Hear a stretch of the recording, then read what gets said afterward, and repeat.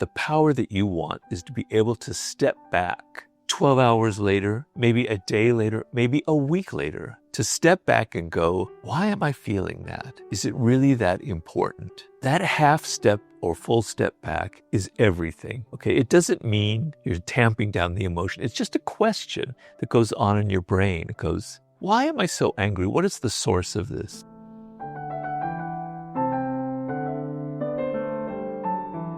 How do you restrain from responding with your emotions when things happen? There's no simple answer. If I had a simple answer, I have as much money as Elon Musk right now because it's obviously the billion-dollar question here. But I have some ideas, and the main thing is that emotions are not wrong. Emotions are not bad. You cannot think, you cannot survive, you cannot move, you cannot exist. You cannot be happy without these emotions. And human emotions are very complex, and they're a wondrous thing. It's what makes us human. So if I'm writing about the sublime, it's a very complicated emotion that I don't believe other animals have. Although, strangely enough, in the chapter I wrote about animals, I include an anecdote of chimpanzees enjoying a sunset that somebody noticed. And they were like awestruck by a sunset. So I can't go too far with that, but generally it's an emotion we humans have. And so these emotions are beautiful things. And even the greatest scientists, you take an Einstein, he's not going to make his discovery of the two theories of relativity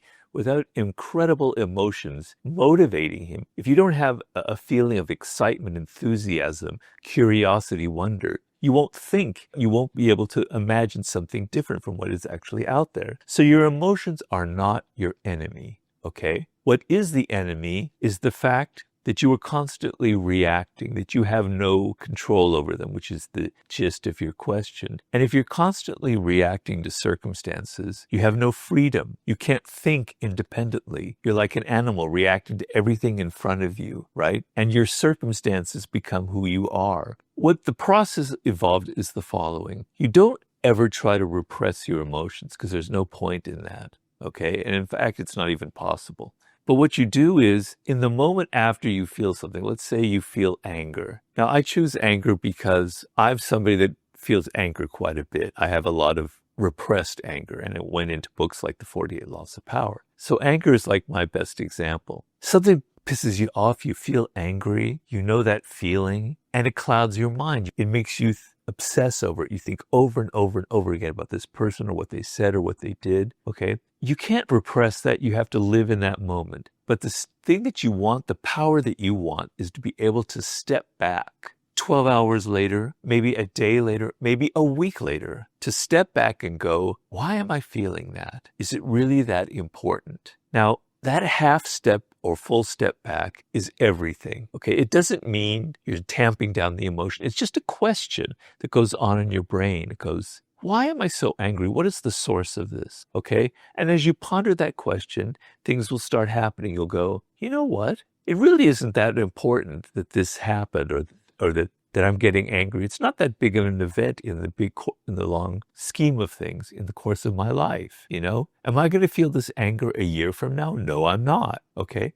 You go through a process that is triggered by taking a step back and analyzing your emotions. Now, you don't want to do this about every emotion. If you're feeling happy and fulfilled and something is exciting you, I'm not telling you to step back and analyze that. You know, you could see, why am I being happy? Maybe it'll give you some thinking about what you need, but you don't have to. You don't have to do that for every emotion. But there are emotions that are negative, that are holding you back, that are making you miserable, okay?